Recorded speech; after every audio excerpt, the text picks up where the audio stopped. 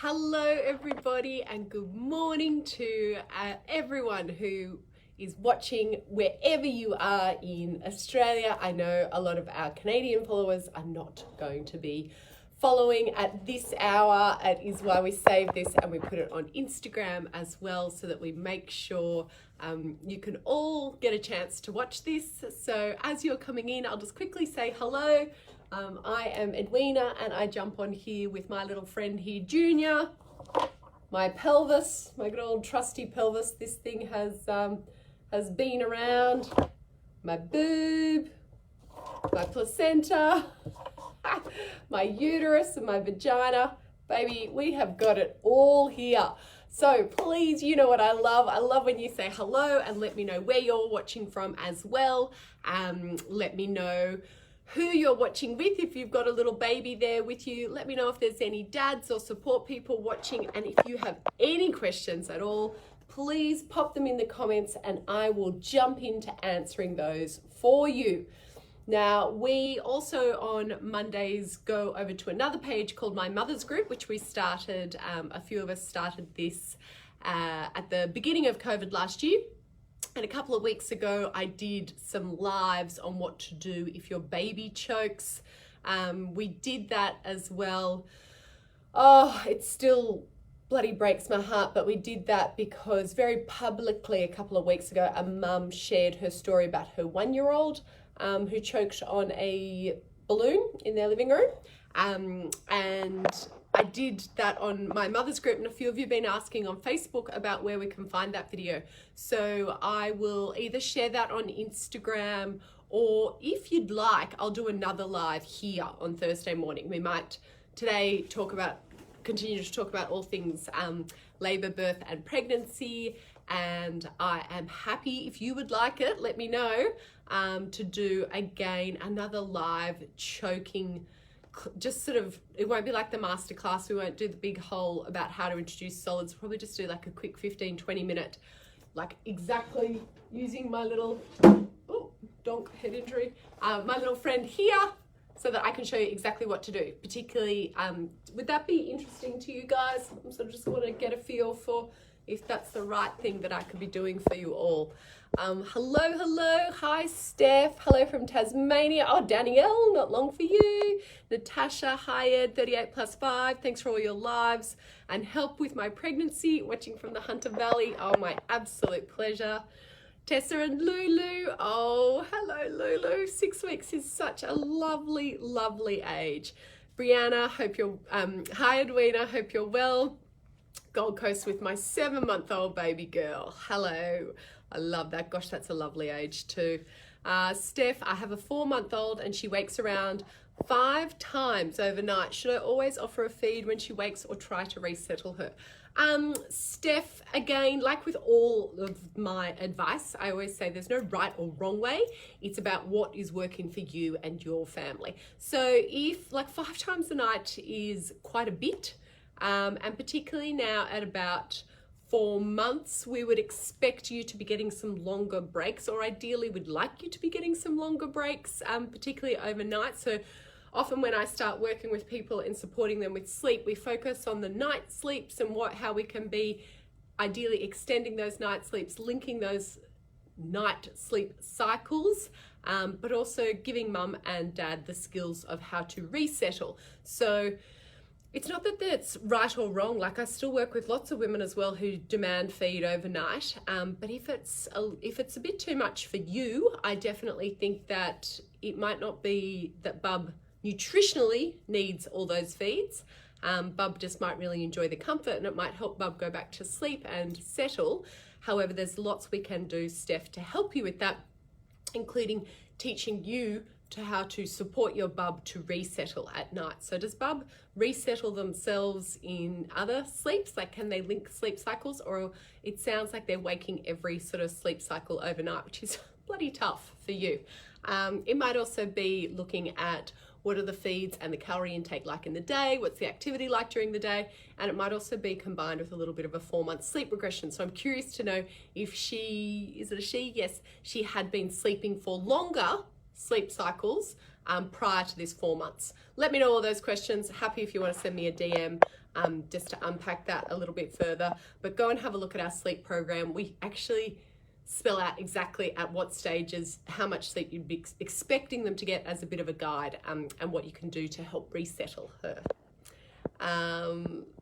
Tessa has said, yes, please. I'm assuming that's to the choking demo. If you'd like, I'll just block out Thursday morning for our Thursday morning live, and we'll do what to do if your baby chokes. Okay? Does that sound like a plan for everyone? What would be helpful for me is if you can then share that with all of your mums groups. If you're in Facebook mums groups, get them to come along and watch, or get them to follow us on Instagram. We'll do one in Instagram, we'll do one on Facebook. And then that way I know I've got you all covered. Lucinda has said, hi Edwina, baby Ryan is now 6 weeks old. Thanks for everything so far.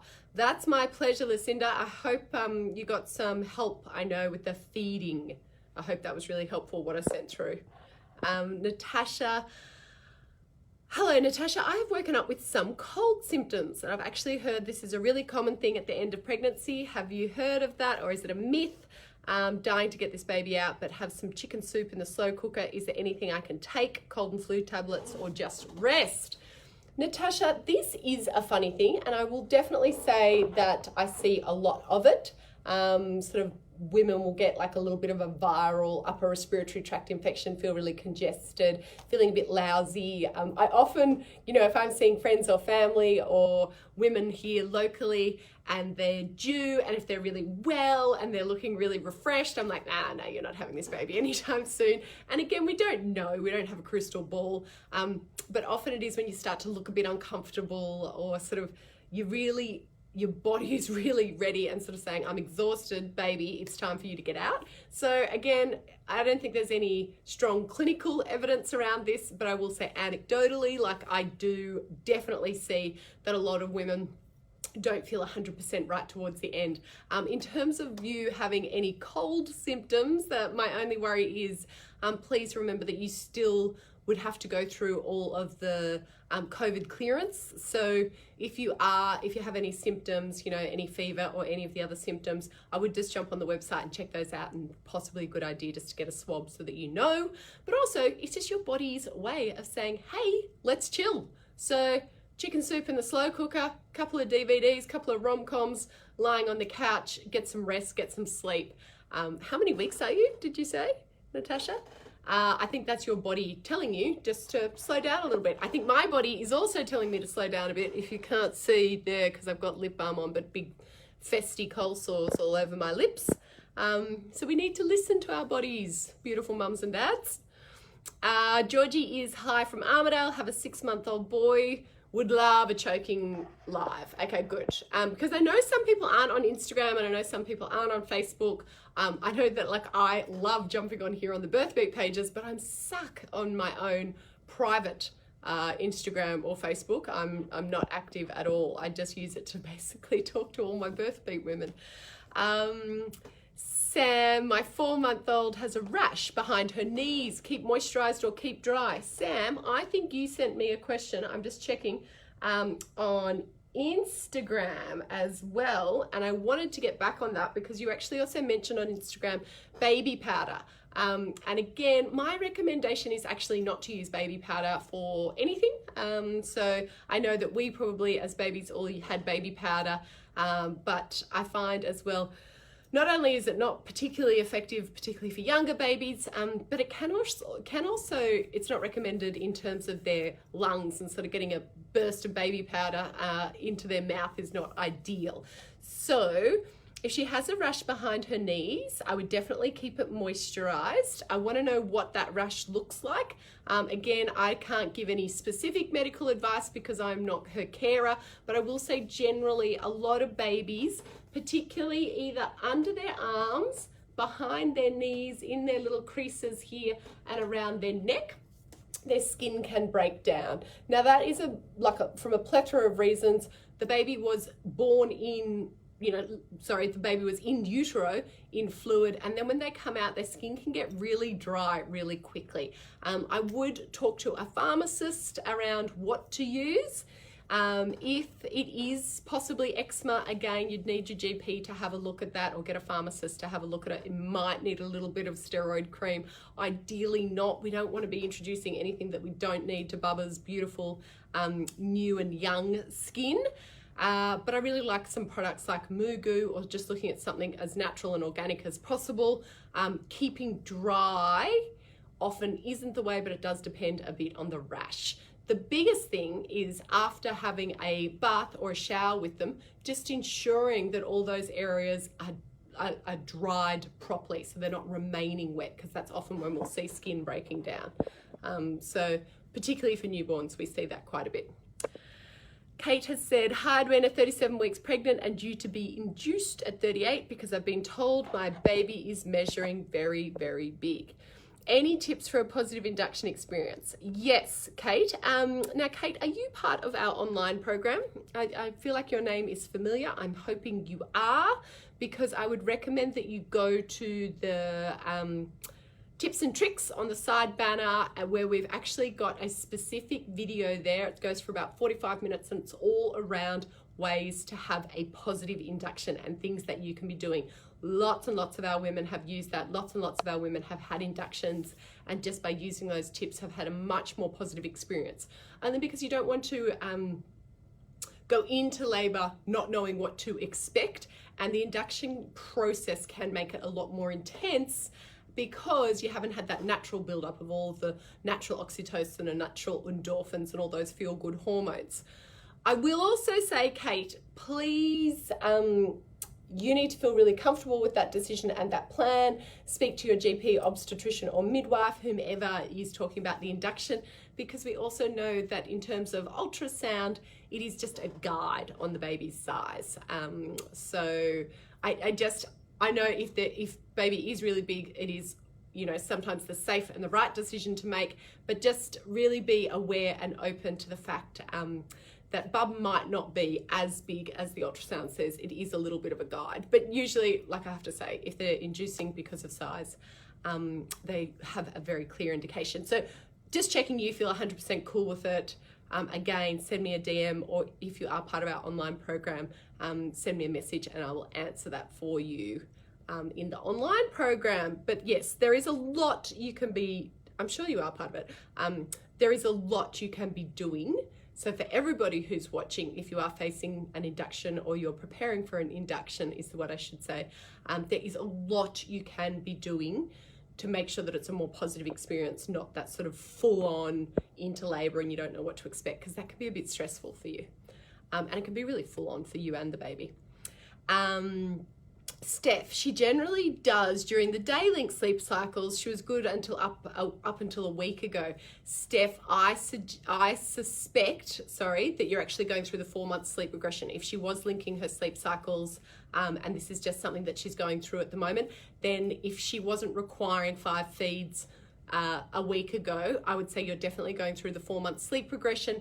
And if that is the case, I would recommend every probably, second or third doing a resettle. So just a shush pat and getting Bub to go back to sleep, so that Bub's not thinking that they need to be having 5 feeds a night, and also totally exhausting for you. But often when they go through a regression, they get a bit fussier, they wake more frequently, and they'll be wanting to feed more frequently, but sometimes they can even be fussy at the boob.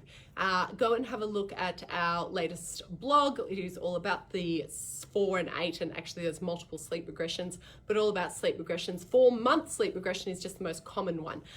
There's lots you can be doing as well for her during the day, again, to get through that 4-month sleep regression. So I'm sure, Steph, we will be able to get you back on track. I feel confident. Brianna has said, my Bubba seems to be a bit, I'm assuming that it says constipated. She's formula fed and taking solids for 3 meals a day. I've been offering a lot of water. Is there anything else I can do to help her tummy? Yes, Brianna, and I would say the first thing to do is always just look at natural things. I wouldn't introduce any stool softeners or anything unless it's absolutely needed, and I would do that in conjunction with your GP or your community family child health nurse. So if they are, and particularly when they do transition to eating more food, it's really common to see bubbers get more constipated. So again, lots of lovely tummy massages. So sort of just quite firmly moving your hand round and round their tummy. When you're changing their nappies, I call it running man. So bringing their legs up on the change table and doing a bit of running man. Again, it's a good little sort of massage technique, and it actually helps open up the sphincter so that it can open up the passage for them to do a poo. Heaps of water, just offering more water. That is great. And then maybe just looking at something like a bit of pureed pear, some juice, like, you know, sort of like the puree off pear juice, or prune juice, introducing things like that. Even just getting some pureed pear and mixing that in with your veggies for the solids. That kind of thing will all help increase the bowel movement. But again, constipation, it's really common, it's really normal. If it's not upsetting them too much, I wouldn't be too worried, but they're definitely things that you can do.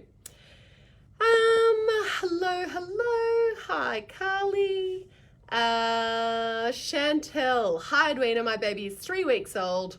He is formula fed. This is very similar. He recently strains to do poos. When he finally goes, they are very hard. What can I do to help? Chantel, and again, often as well with formula fed babies, their poo can be very different to what we expect for breastfed babies. If they're very hard, I would, again, just be looking at the volume of the formula, checking and doing a bit of baby massage, and just keep an eye on that. We wouldn't expect at 3 weeks old for the poos to be super hard. We actually expect them still to be softer. So I just keep an eye on that, and maybe get your midwife or community family child health nurse just to have a look at one of the poos. I know that sounds a bit whack, but just take a photo of it so that next time you're seeing someone, you can just say, hey, what do you think? Do you think this looks okay? And again, it's usually with formula fed babies that we will see the different poos. With breastfed babies, usually it just goes sort of, almost looks a bit diarrhea-like, which is totally normal. Natasha is 38 plus 5. Yay, so exciting. Stephanie, hi Edwina. I'm working currently on resettling my 4-month-old during the day naps after one sleep cycle. I am occasionally having some success. However, it sometimes results in Bub only sleeping for another 15 minutes maybe, then he wakes up again. Any ideas why this might be happening? Steph, again, it might be just looking at, are we getting Bub to sleep at the right time for Bub? So does Bub have really strong tide cues? Like, are you able to tell when he's tired, or are we possibly missing a few of those tide cues, so he's going to bed a little bit too late, so staying awake too long? It's such a challenge, particularly around that 4-month-old period where they're either overtired or undertired. And it's such a mind, like it messes with your mind as well, because you're constantly each day thinking, oh, I've got to, try and get on top of this sleep. Honestly, I just want to say to all of you, you're all such beautiful mums and dads, and that 4-month-old stage can be a real challenge. So I wouldn't stress too much if it's making you feel stressed, or you're feeling worried about the amount or the time of sleep. Even just, jumping into bed and having a sleep with them, or having a sleep with them on you on the couch and just watching a DVD. Sometimes we just need that for a bit of a circuit breaker, not only for us, but also for Bub, particularly around this 4-month sleep regression. So again, don't stress too much, Steph. The sleep will be coming. You're doing a beautiful job with the resettling. If he's only resettling for, 15, 20 minutes sometimes, then that's all we can do. We can't force them into something. All we can do is be really consistent and persistent with what we choose to do in terms of wind down routine, sleep environment, having everything in place like that. And then again, just kind of, I don't want to say but it's almost like give in to the process. And sometimes when we do and we remove that stress, it can make it much more pleasant for everybody. If he seems overtired, it might be putting him in the pram and going for a walk, or putting him in the car and going for a drive if you feel comfortable doing that. But often, I will say around the 4-month sleep cycle, it's that they're over 4-month sleep regression. They're either overtired or undertired. So let's have a really close look at that for the next couple of days. And also, what are the new things that he has learnt to do, Stephanie? So is it that he's rolling, smiling, gooing, giggling, whatever that is, really encouraging in the daytime, him to use all those skills. So like, oh, you're so clever, smiling, giggling. Oh, you're so clever. Everybody, have you seen this? He's so clever. Have a look at this. Go again, laugh again. Ha ha ha. You know, like over and over and over. And doing that over and over and over in the daytime, so that when he's waking, he's not thinking, oh, I'm going to try these new skills again. He's like, I've worked on those new skills. I feel really relieved. My cup is full. Like I'm always saying, it's important to fill their cup as well. Do what your baby enjoys. Do when your baby's helps make your baby feel happy. That's going to make you feel happy while they're awake, and it all flows into their sleep as well. So I wouldn't stress too much at that stage, but just keep with the program in terms of that consistent and persistent. This is Pania. Hi from Albany, 40+4 with first bub, due to have stretch and sweep on Tuesday. Any recommendations how to bring on labor naturally, as that's what I've been doing isn't helping. Thanks in advance. Penny, I was actually just speaking to one of our online mums this morning. Same thing. She's exactly the same days as you, and she's having a stretch and sweep tomorrow as well.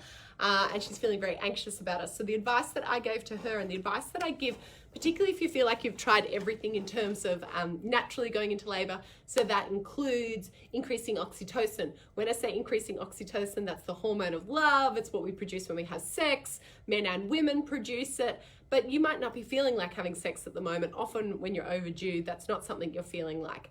But what do you enjoy with your partner or loved ones? Is it, a nice massage, a foot rub, watching a movie together, going out for a meal, getting a coffee and a newspaper and going relaxing and reading it at the park, like whatever that looks like for you. What is your happy place? Create that for the next couple of days. Have a true baby moon. Lots of, touch, lots of, if you're comfortable, bit of nipple stimulation, bit of erotic massage, get into bed nude with your partner if you're both on leave now, watch a few movies, just whatever makes you feel comfortable. And again, I'm not going to be too prescriptive because I don't know what makes you feel good, but do think about what makes you feel good, because we can feel quite stressed and tense and be really wanting this baby, and I'm doing everything and I'm making sure that I'm having clary sage in the bath and I've had my raspberry leaf tea, but it's actually just relaxing and almost like giving into the process. Increasing the oxytocin, having a bit of a chill about it is sometimes what the body needs to go into labor themselves. You cannot rush labor. Like labor is such a sort of intimate, shy process. So the more we rush and the more we sort of say, come on, and stress, it definitely has the counter effect. So really just trying to relax and enjoy these few days. Bub will arrive. So do our very best to try and help increase all the oxytocin and the endorphins. Have a big sort of physical release. So having a big cry or having a big laugh with some videos or movies, that all helps. Just enjoying time with your partner and not feeling stressed about it. Sometimes I even say writing a letter to your baby. So letting them know how excited you are to meet them, what this means to you, what you're hoping that their baby and toddler and childhood and adulthood life is going to be. Really emotionally letting go of the control, and then just saying that, birth will come when birth is ready. And really giving into the process. I know that all sounds a bit woohoo, but I have seen with so many women in my online program have had success with that. On top of that, go and find a set of stairs to walk up and down a few times, or curb walking on a gutter, because it might just be that Bub's head needs to come down into the pelvis. As well, acupuncture, going and seeing a naturopath or having a massage or a chiropractor, all of these things can help as well. So that's a super long answer, and I've just made you super busy for the next couple of days. Hello, Tina. Steph has said, thank you so much. Oh my gosh, awesome, awesome, awesome. It is 10:30 already, so I will just quickly say Thursday morning for our live, we're going to do what to do if your baby chokes. We will do it on Instagram and Facebook. Please make sure that you tag and share this with all of your mums groups, all of your families and friends, so that they can watch it with you on Thursday morning. Sammy has said, do they all have sleep regressions, or do some babies keep powering through? Sam, not everyone will have a sleep regression, and it's not always at a certain time. They might be at different times, but like everything with babies, it's all different. I would just say the majority probably have a 4-month sleep regression, and that's probably the most noticeable one. But again, different for everyone. Paige, thanks for that info on induction. I am facing this too. If I don't go naturally within the next 2 weeks, Dr. Appen, yes, Tamworth, hello. I love when I see the locals. Will break my waters. Bub is on the larger spectrum, but I am a PKU female, and Bub also has excess fluid. I am watching tips and tricks in case this does happen. Bub's actual date. Good. So Paige, give into it, sort of let the birth take control, but then do try all of those things. And yes, watch the induction video in tips and tricks. Good on you. That's perfect. And just to reach out to me if you have any questions. Officially 37+3 today. Yay. Tina has said, hi honey, my bub is just about 5 months and she has been getting up 5 times a night for the past 4 weeks. And before that she slept through the night, and now she does not. I don't know, Tina. I feel like habits, is this turning into a habit now? I feel like habits is it sounds like such a negative thing. It might just be a new period for your bub. Your bub might be going through lots of developmental things. So try all those tips that I talked about earlier. And honestly, Tina, just come and have a look at our sleep program. I'm able to hold your hand through that. No one should be feeling like they're on their own or feeling like they have to just survive. I'm like, guys, we want you to thrive. I want you to be enjoying all these stages. I want you to look back and think, God, that was a beautiful time with my baby, not feeling like, oh, they need 5 more minutes sleep here, or they need 5 more minutes sleep there. It's not the way that we teach, because again, that can make you feel really anxious. It's about enjoying this stage. Adriana has said, my little one is 4 months old and is starting to really struggle going down for bed at night, crying hard as soon as she knows she's going to bed, and very hard to settle. Following the Birth Beat Sleep program, but the night times seem to be a real struggle. Adriana, super normal to get what we call like a protest at this stage. It sounds like she's doing the classic protest. Stick with what you've chosen. Reach out to me if you need any further support specifically around that. And just check that you've got enough awake time before Bub is going to sleep. So again, that fine line of not being overtired or undertired. They're my quick tips for you. Lovely. Stephanie said, thanks, Edwina. I do sometimes have a nap with him, and that is often super helpful and lovely for both of us. He's doing so many amazing things. Thanks to the advice on stressing less. I'll try. I know it's really hard for me to be able to say, oh, just relax. And you're like, yeah, but I just want my baby to sleep. I've lived that. I have totally 100% lived that. But sometimes you can be doing everything that I'm teaching you, and some days it just doesn't work, and that's okay as well, okay? That is 100% okay. Might even just be calling a friend and saying, hey, let's go for a walk, let's go for a coffee, whatever, let's find a mums and bubs cinema, and just mixing it up and looking after you can sometimes have that beautiful flow-on effect with sleep as well. All right, team. Sorry, there's one more question there. Rebecca said, should you always get ties cut?